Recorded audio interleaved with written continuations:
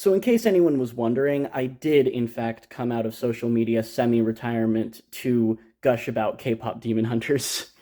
Um, it's just like, there's, you know, there's not really any such thing as a perfect story, and that isn't what we should be looking for. In a way, uh, the one of the things that makes a story really meaningful are its flaws, which is, relevant to the movie.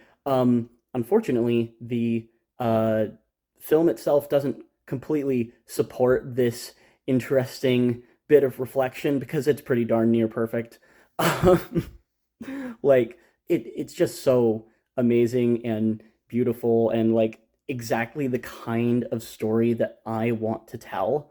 This, um, female centric fantasy stories with poignant emotional storylines and cool fantasy world building.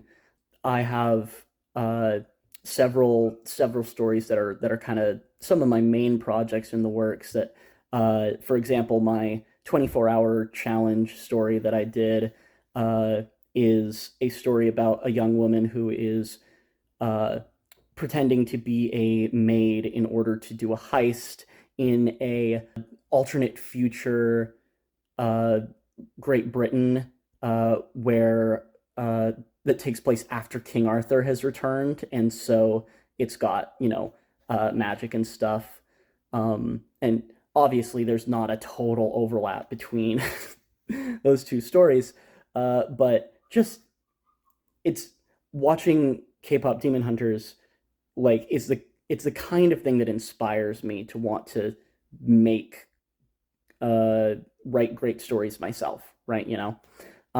So anyway, this is my Genu inspired fit, based on the movie. Fit check for my Napalm era, you could say. Obviously, it's not a true cosplay. This isn't an outfit that he actually wears, but just kind of based on his sort of style of fashion. I think it looks pretty good on me, honestly, but um, just wanted to have a little bit of fun because the characters all look so great too. Um, oh, and before I forget, uh, my favorite character in the movie probably has to be Rumi. I have a weakness for protagonists, and she's the one with the main character arc, right? Ginu is pretty great too, but my bias is Zoe. She is just just love her so much.